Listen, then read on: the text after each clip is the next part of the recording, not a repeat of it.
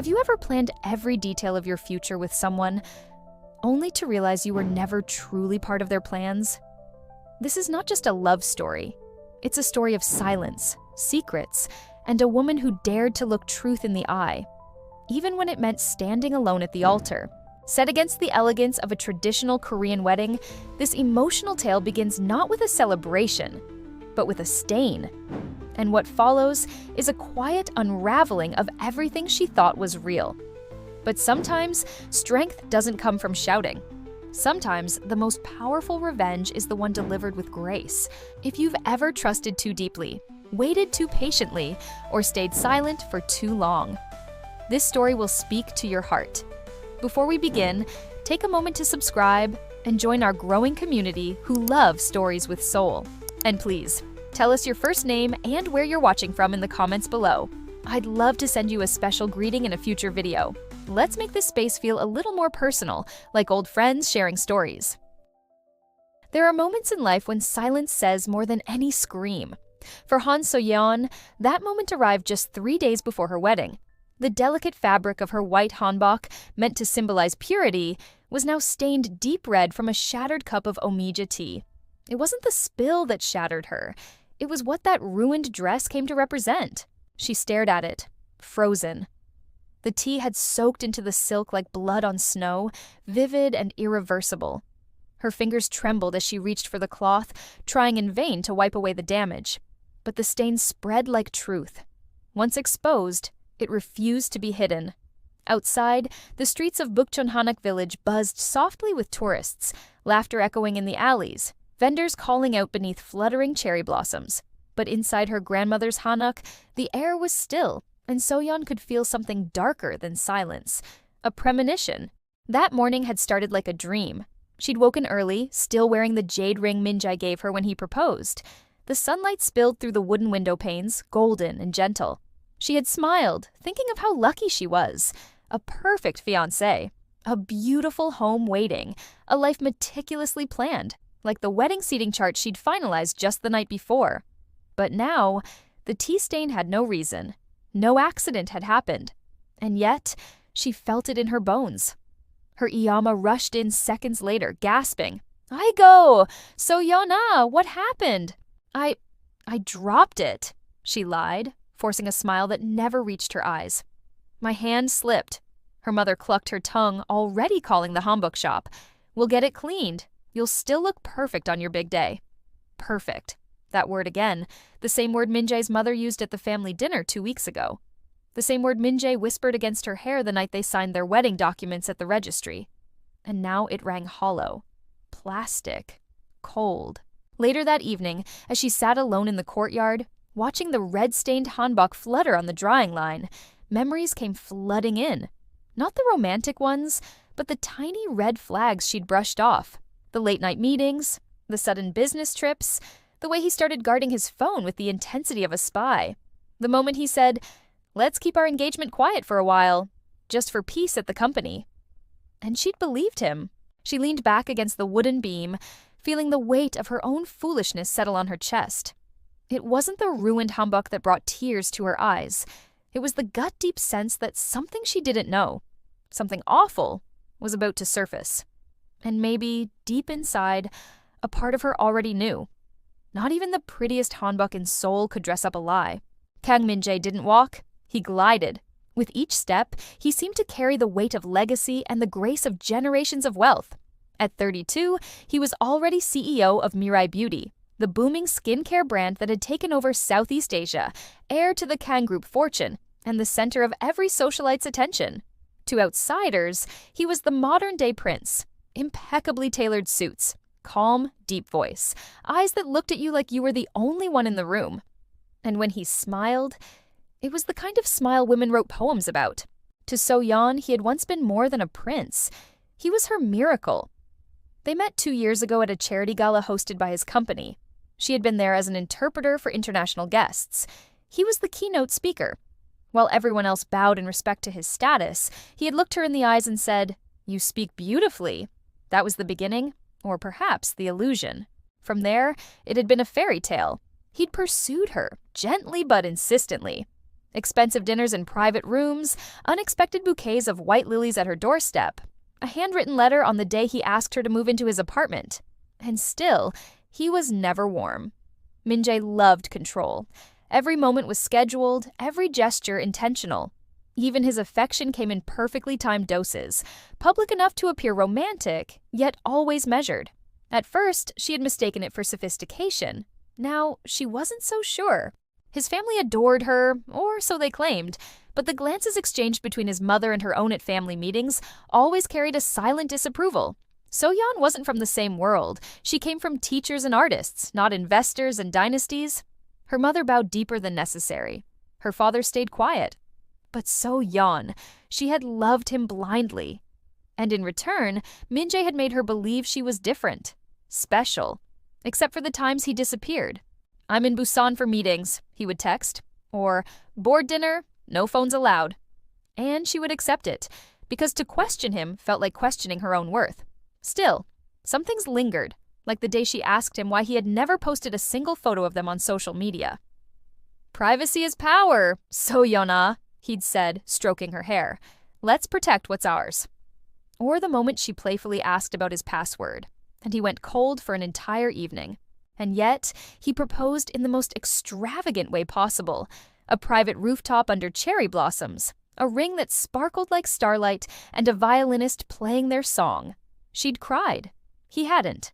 Now, looking back, she wondered if that entire moment had been for her, or for the image he wanted to project. A perfect man. A perfect love. A perfect lie. The night before, she had checked his phone. Not because she wanted to, but because something inside her screamed for truth. And it was there.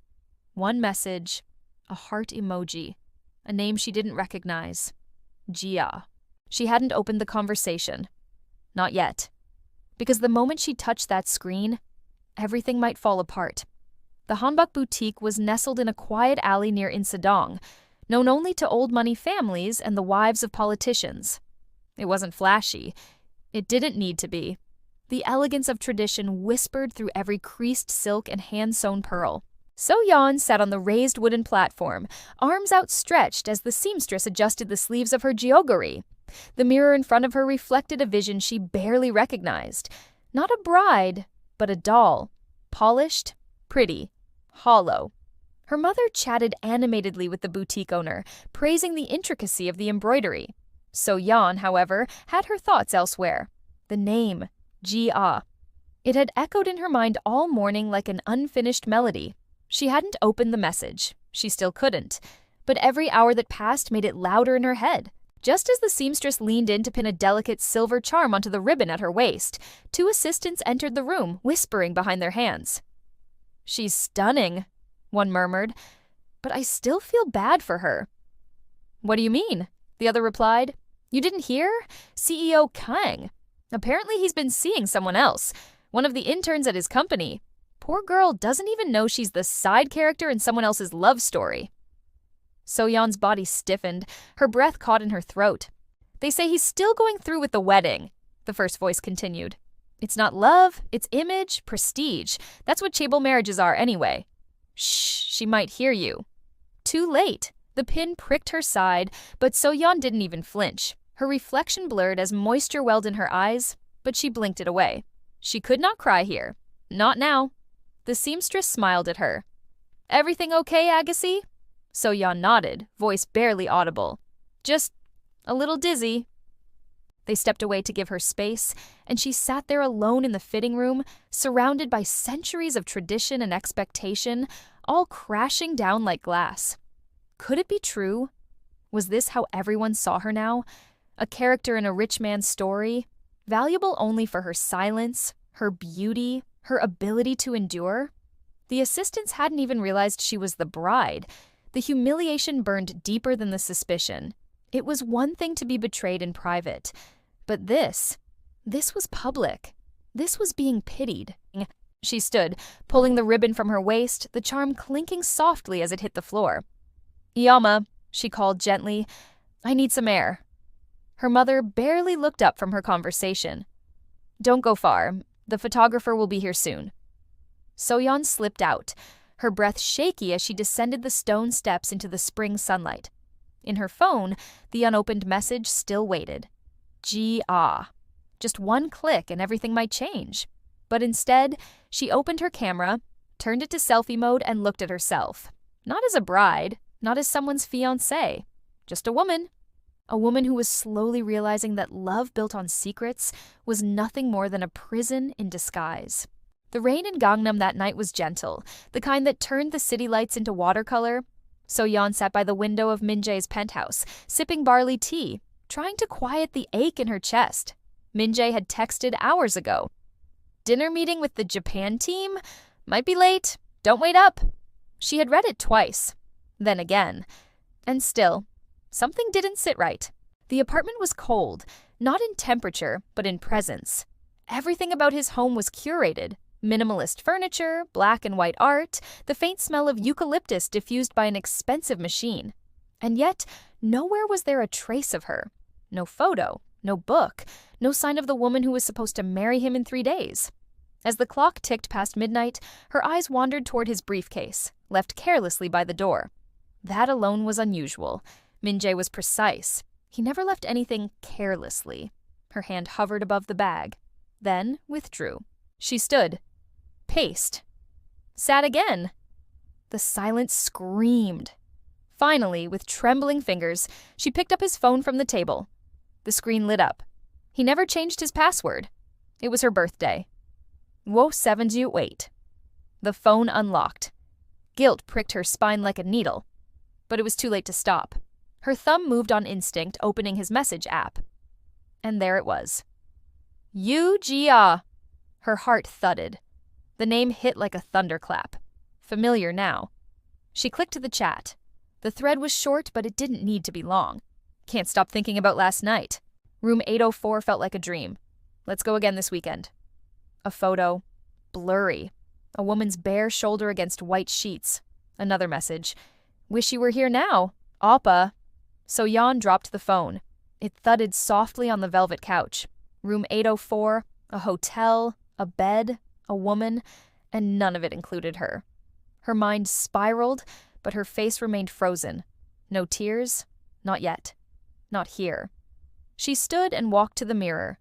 Her reflection was calm, almost disturbingly so, but her knuckles were white from the way she clenched the edge of the console.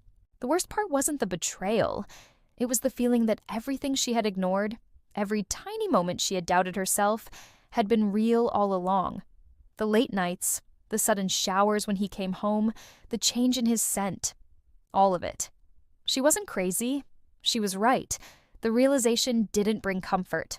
Only a hollow ache, like someone had reached into her chest and taken something she hadn't realized she'd given away. Trust. And now, standing in the center of the life she thought she had built, she understood. It wasn't hers. It had never been. Min-jae was a man with many faces. She had fallen in love with the one he wore best, and now she had seen the one he wore in room 804. The Mirai Beauty Office building in Samseong-dong was a towering glass monument to ambition. So-yeon had visited before, once to surprise Min-jae with lunch, another time for a corporate dinner where she smiled beside him like a polished accessory. But today, she was not there as a fiancé. She was there as a woman on the edge of truth. She waited in the cafe on the first floor, a quiet spot where employees grabbed Americanos between deadlines.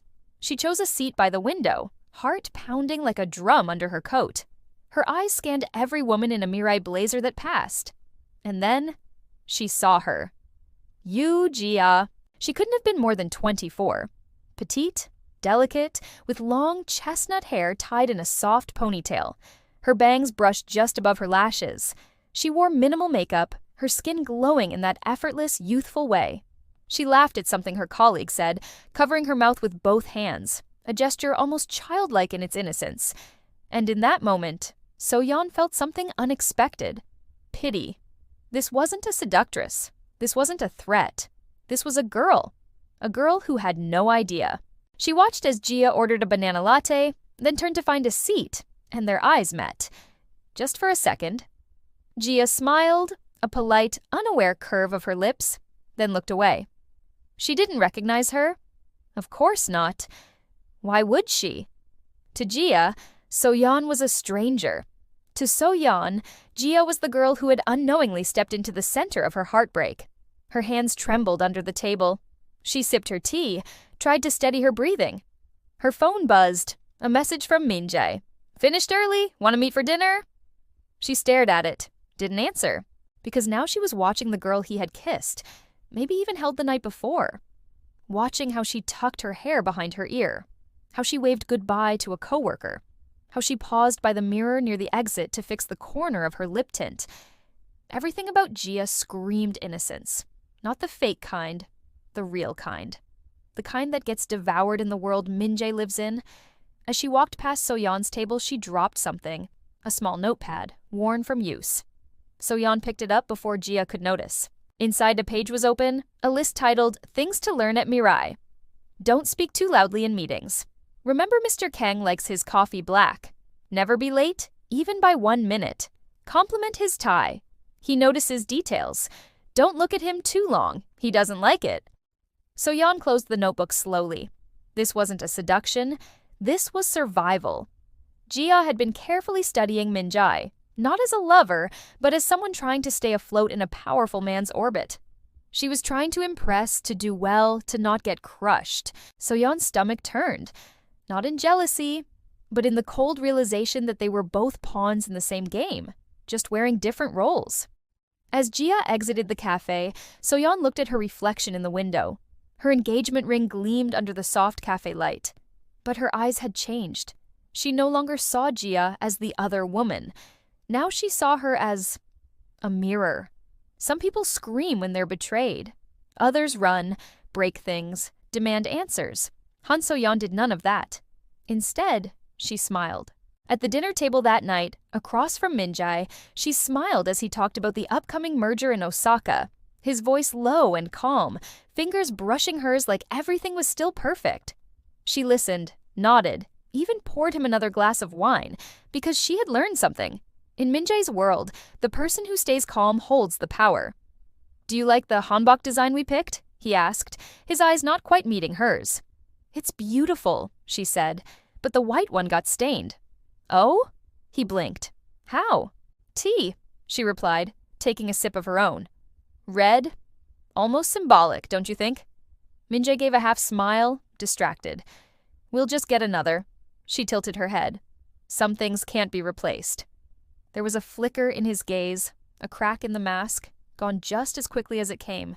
He didn't know that she knew. Not yet. And for now, that was her greatest weapon.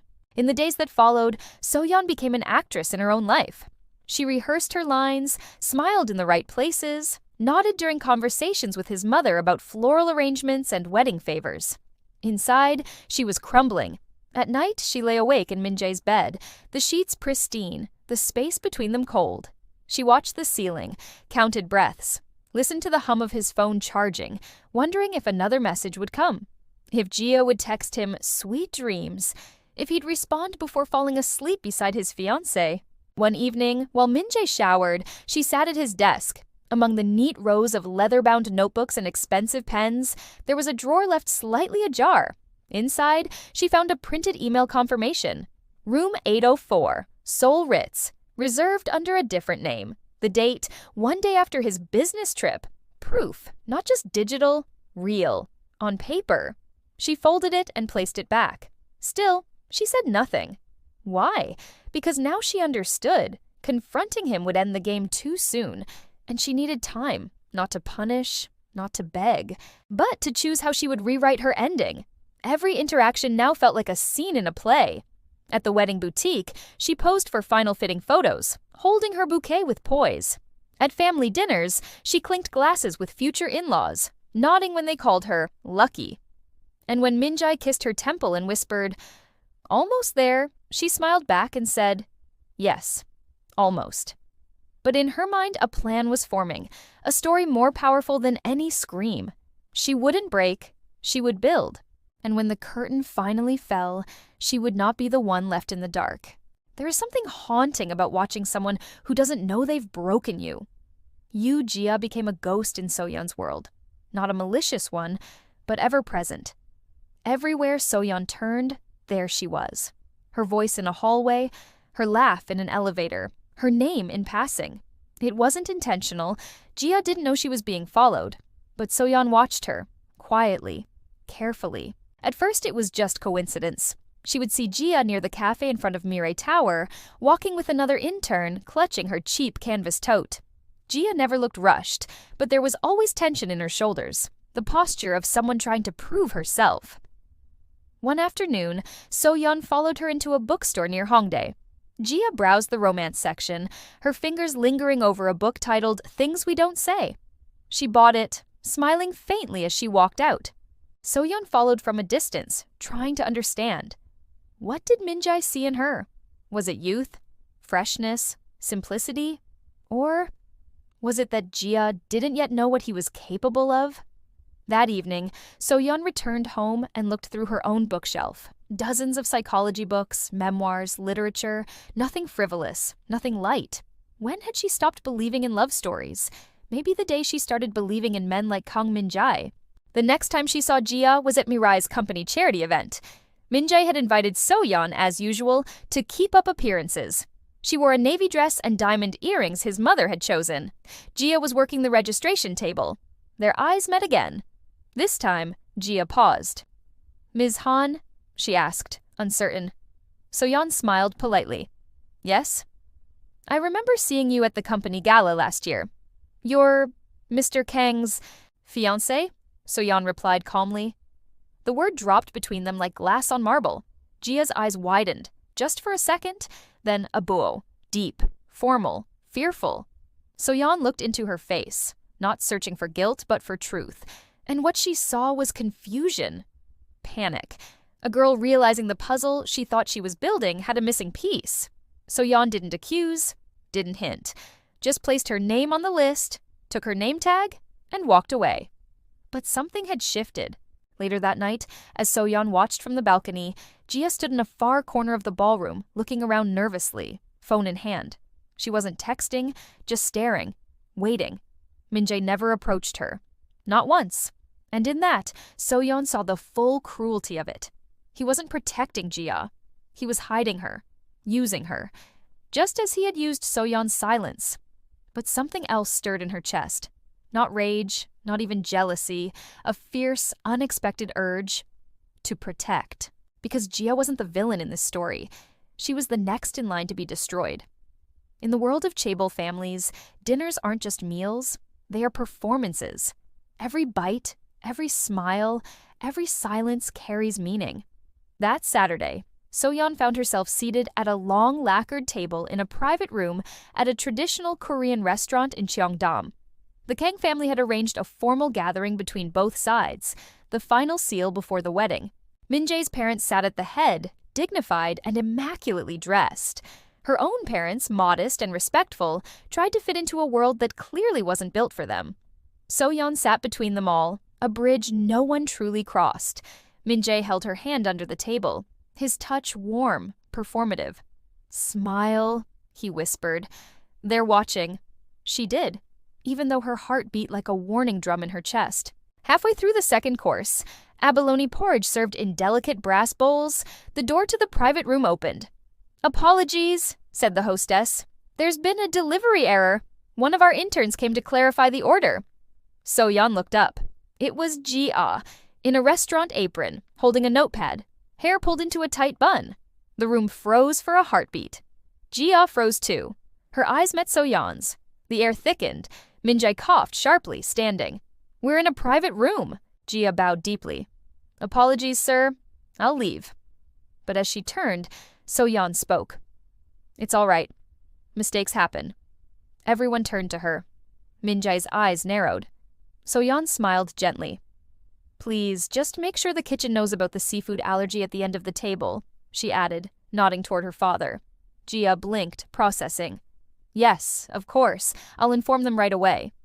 Another deep bow. She walked out stiffly, her steps quick but quiet. So-yeon watched her go, heart pounding.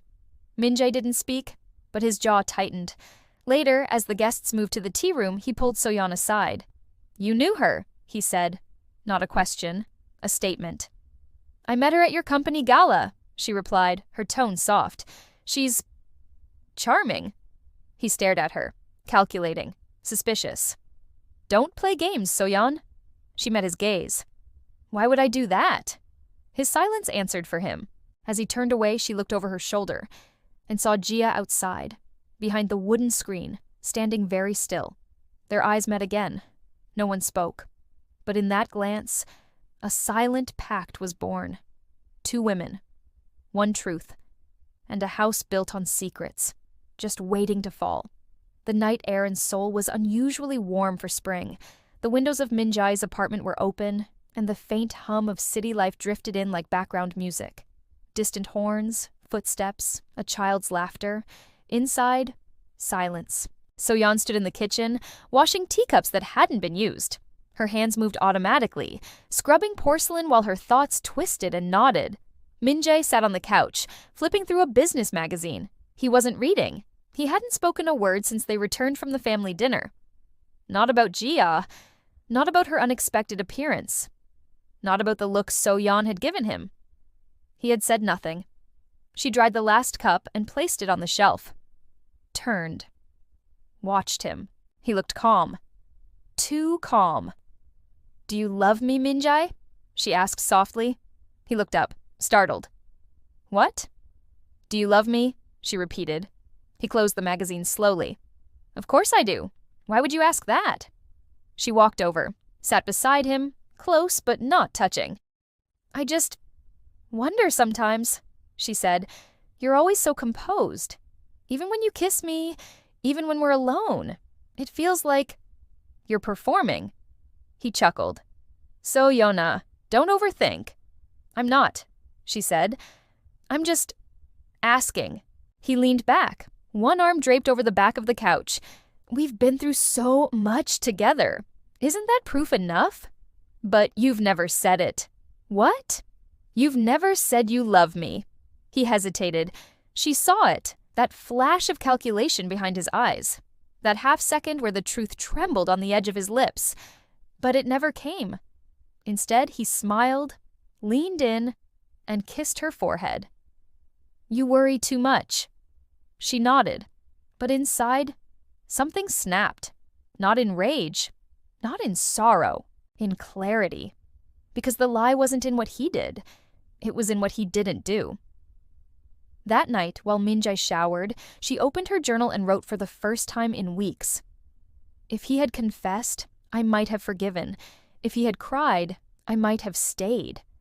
But the worst betrayal is the silence. She closed the book gently, placed it in the drawer beside her bed. Then, as the water stopped in the bathroom, she whispered into the quiet, I hope you remember this silence, Min-jae, because one day it will be the loudest thing you've ever heard. The wedding invitations had arrived that morning. Cream-colored paper, embossed with gold, tied delicately with a red silk ribbon, a nod to tradition. The calligraphy was flawless, each name written with reverence and care. So-yeon held one in her hand, running her thumb over the characters. Kang Min-jae and Han So-yeon, a union sealed in lies. She placed the card down and stared at her phone for a long moment. Then, with a breath so deep it felt like a goodbye, she typed a message to Yu Gia. Hey Gia, this is So-yeon, Min-jae's fiancé. I was wondering if we could meet for coffee. There's something I'd like to discuss with you. Don't worry, it's not what you think. She hit send and waited. An hour passed, then 2. Finally, a reply. Yes. When? The cafe in Itaewon was small, quiet, filled with the scent of roasted chestnuts and soft indie music playing in the background. Gia arrived early, nervous, bare-faced, dressed in a simple blouse and jeans. She looked smaller than usual somehow, like someone still hoping this was all just a misunderstanding. So-yeon arrived exactly on time. Their eyes met. Gia stood, bowed deeply. So-yeon-si, No apologies, So-yeon interrupted gently. Not yet. They sat. For a moment, nothing was said. The tension swirled between them like steam from their untouched drinks. So-yeon broke the silence. I know you didn't know. About me. About the wedding. Gia's lips parted. I didn't. I swear, he said he was single, just busy. And when I saw your name at the gala, I thought maybe it was just a coincidence?" Gia nodded, tears welling. So-yeon watched her carefully. "I believe you." Gia blinked. "But you know now," So-yeon continued, "and you still answered my message. That says something." "I thought you were going to yell at me," Gia whispered. "Or blame me." So-yeon looked out the window. "Yelling is for people who want explanations. I've already heard enough silence." A pause. Then, with deliberate calm, So-yeon reached into her bag and placed an envelope on the table. Gia stared at it. "What is this?" So-yeon smiled, not with joy, but with precision. "An invitation to the wedding." Gia's face went pale. "You want me to come?" "Not as a guest." Gia looked confused. "I'd like you to help," So-yeon said, "as one of the attendants, a ceremonial assistant, just for the day." Gia blinked. "Like, your maid?" "It's a traditional role," So-yeon said. "Symbolic, quiet, but always visible." "Why?" Gia asked, her voice cracking. "Why would you do this?" So-yeon leaned forward. "Because I want you to see it. The whole performance, up close. I want you to understand the role you played, and the one he tried to write for both of us." Gia trembled. "I don't know if I can." "You can, because you're stronger than you think," So-yeon replied. "And maybe one day you'll thank me for not letting you stay blind." She stood, placing a hand gently on Gia's. "I'm not trying to humiliate you, Gia. I'm trying to free both of us." And with that, she walked away, leaving behind a stunned girl, an unopened envelope, and the first thread in the unraveling of a perfect lie. Gia didn't answer right away. The envelope sat untouched on her desk for 3 days. She stared at it between phone calls, meetings, and ramen cups. It felt like it carried more than paper, like it contained a version of herself she hadn't wanted to see. Every time she opened her phone, she hovered over So-yeon's name. She typed messages, deleted them, cried, slept badly, woke up with questions. Was she being tested, punished, used? Or was this a chance to face everything? On the 4th day, she texted only one word: yes. They met again, this time in a quiet hanbok studio where wedding assistants were being fitted for their roles in the ceremony. Gia arrived in silence, her head bowed. So-yeon greeted her not with words, but with a small nod. Not cold, not warm, just steady. "You'll be helping with the Jeonneunri ritual," the coordinator explained. "You'll carry the brass tray to the bride before she bows." Gia's hands trembled slightly. She nodded. "Can I speak with her alone for a moment?" she asked. The assistant stepped out. Now alone, Gia turned to So-yeon. "I don't know what you're planning," she began, her voice shaking. "But I'm not here to defend myself. I'm here because I want to see him as you do." So-yeon met her eyes. There was no victory there, only quiet understanding. "I'm not planning revenge," she said softly. "I'm planning clarity." Gia looked down. "I didn't know how much I didn't know until I met you." A pause. "I used to think he liked me for my kindness, my simplicity," Gia continued. "Now I think he liked me because I asked fewer questions." So-yeon almost smiled. "I asked too many, and when the answers didn't come, I stopped asking. That's how you lose yourself." Gia nodded. "I don't want to lose myself anymore." The hanbok fitting was quiet.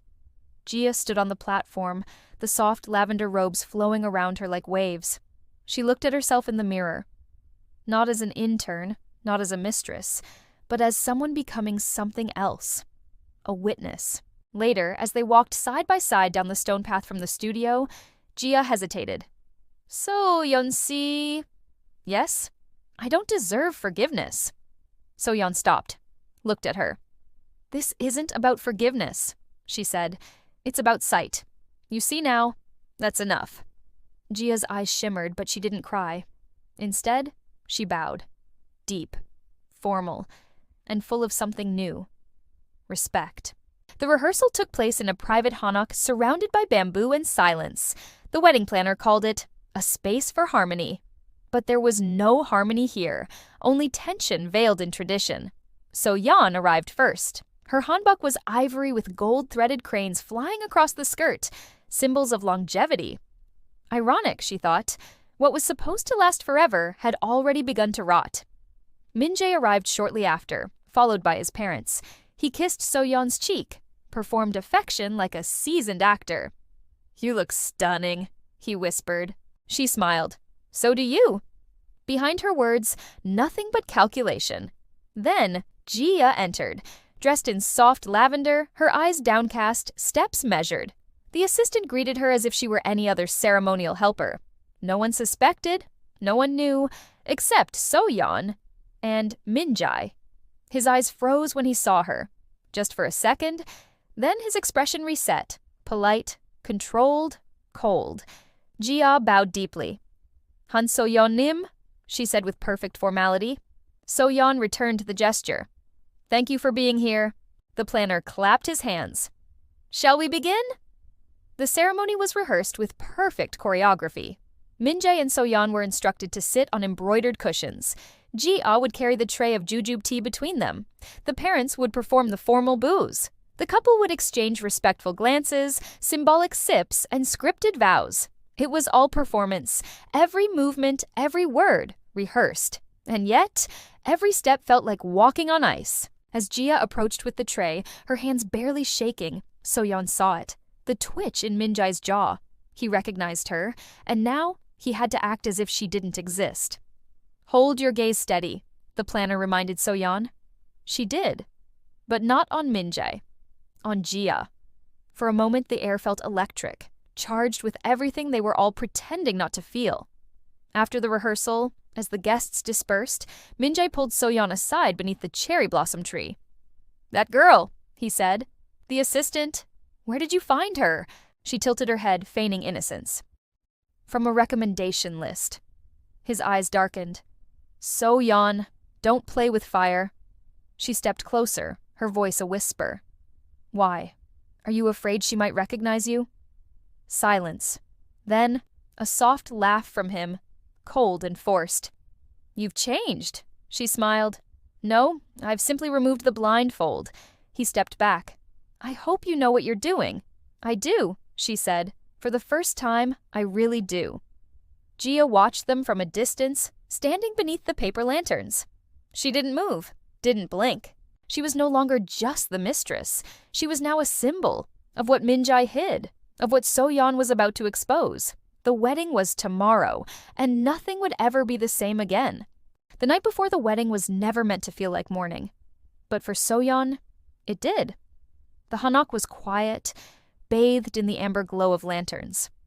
Her mother had gone to bed early. Her father stayed up late polishing his shoes, a habit from the days he was a teacher. Everything was still. Everything was waiting. In her room, So-yeon sat before the mirror. Her hanbok for the morning was already laid out. Soft white silk with pale pink cherry blossoms embroidered at the hem.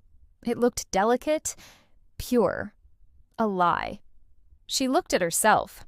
Really looked. The woman in the reflection didn't look broken. She looked ready. Still, her chest felt tight.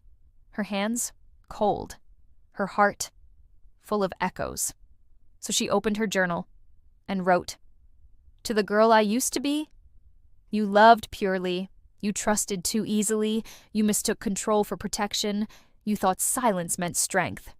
She paused, the ink pooling at the edge of her pen. "You let someone write your story for you, and you wore the dress he picked. You smiled for the pictures, you bowed to the expectations, you gave up your voice." Tears fell now, not from sadness, from goodbye. "But tomorrow, you will stand, you will speak, and you will not marry a man who fears the truth." She closed the book, slipped it into a drawer beside a stack of family letters and an old photo of her as a child, barefoot, grinning, eyes full of something wild and unfiltered. She missed that girl, but maybe, just maybe, she was about to become her again. She stood and walked to the hanbok, ran her fingers gently over the fabric, then turned back to the mirror. "No one else gets to define me," she whispered. Behind her, the wind rustled the paper window.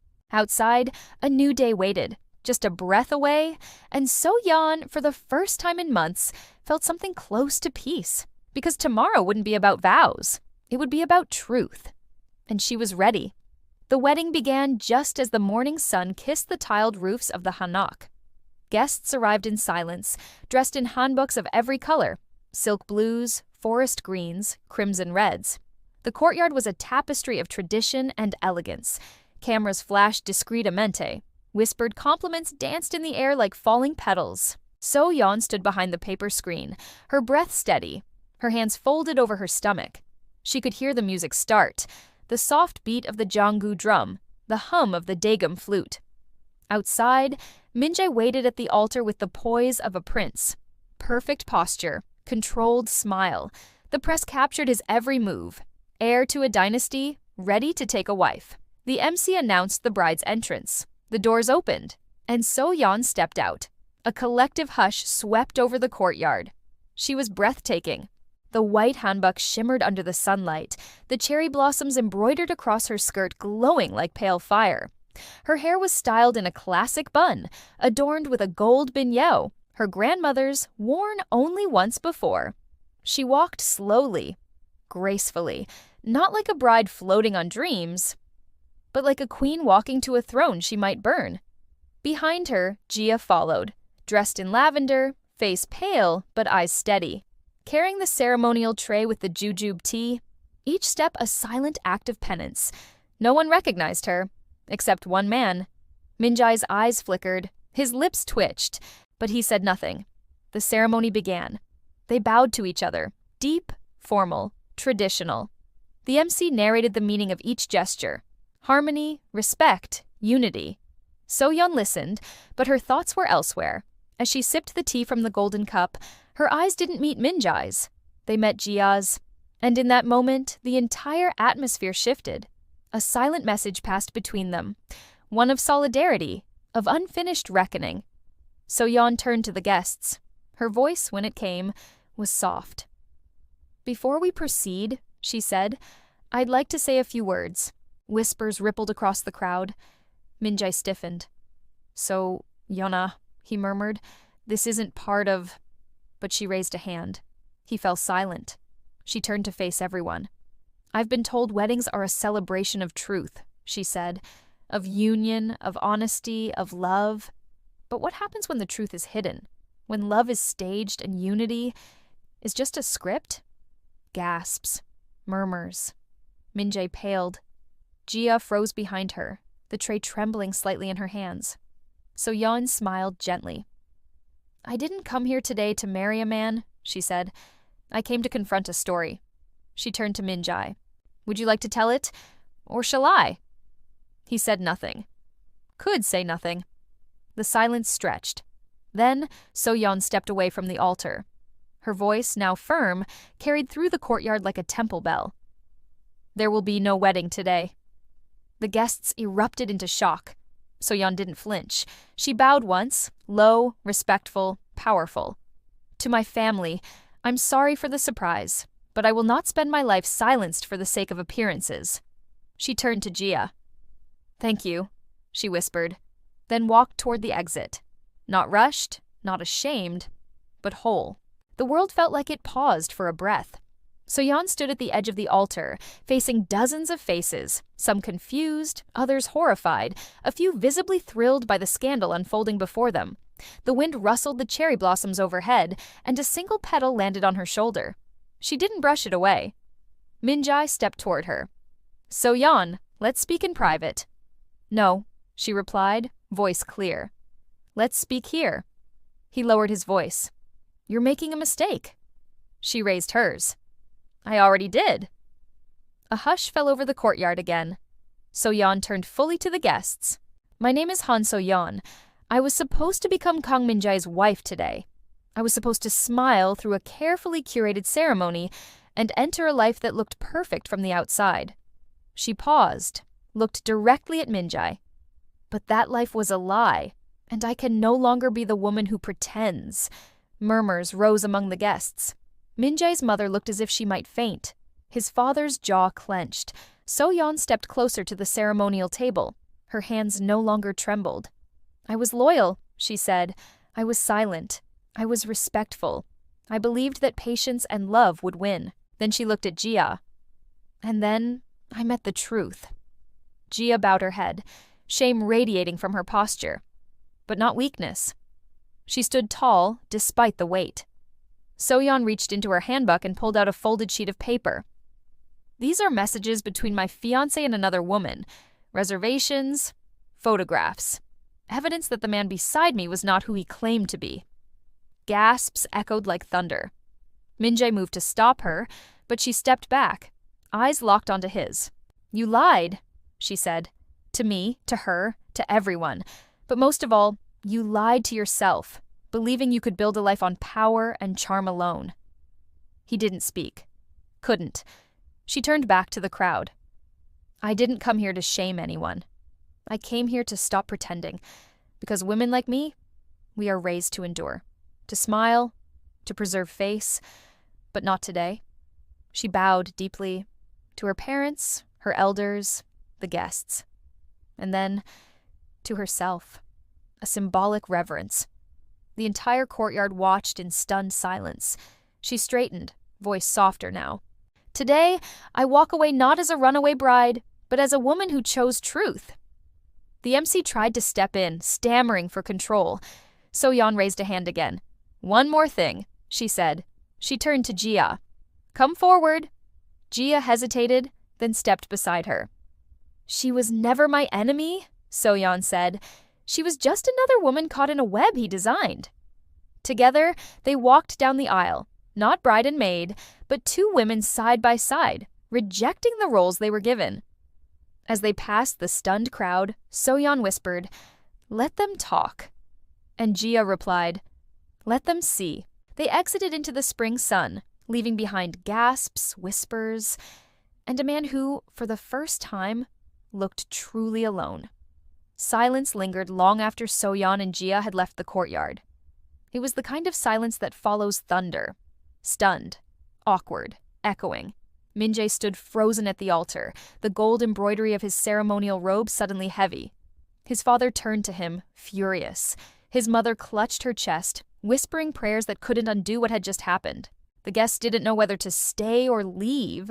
Some whispered, others recorded. The spectacle had gone from sacred to scandalous in seconds. Min-jae took a step forward. Wait, he said, almost to himself, then louder.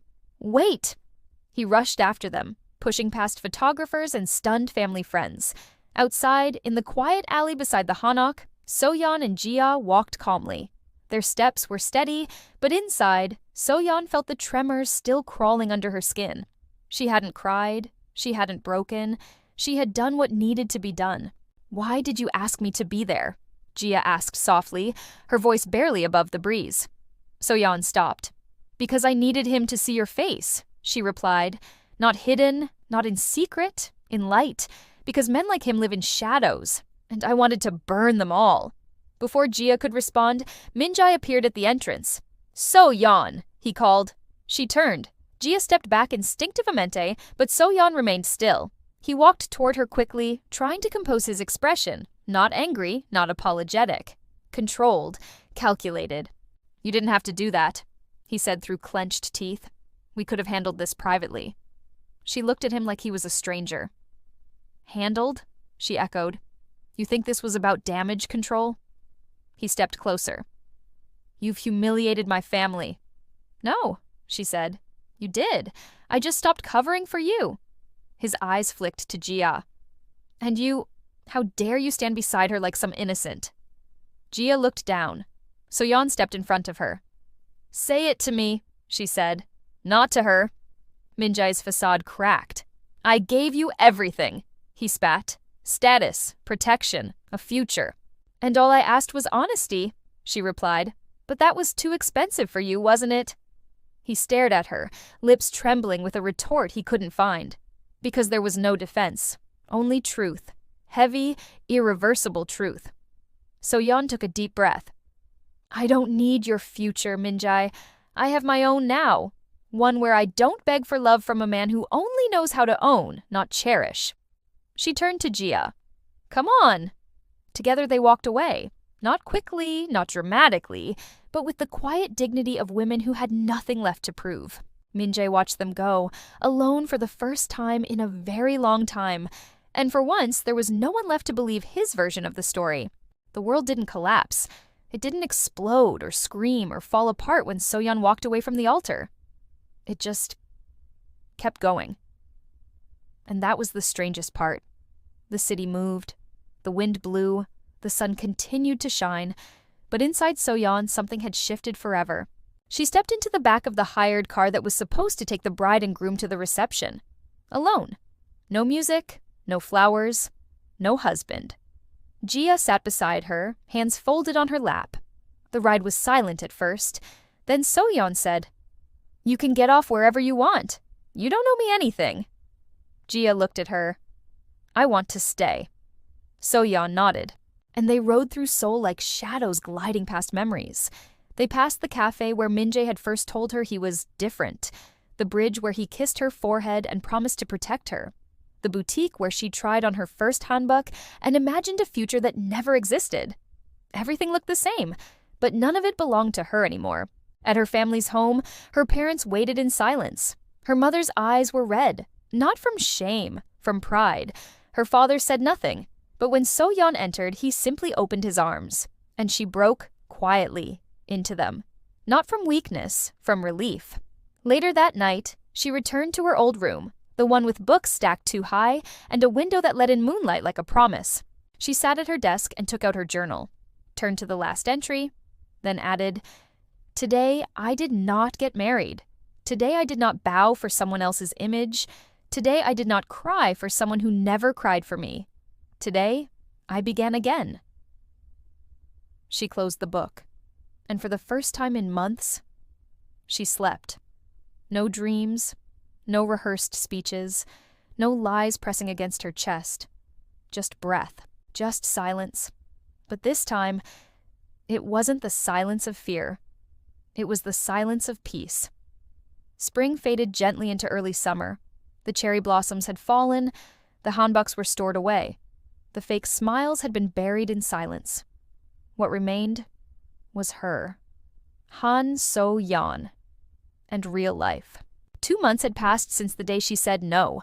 2 months with no interviews, no public explanations, no dramatic statements. She had turned down magazine offers, ignored online rumors, let the silence speak for her.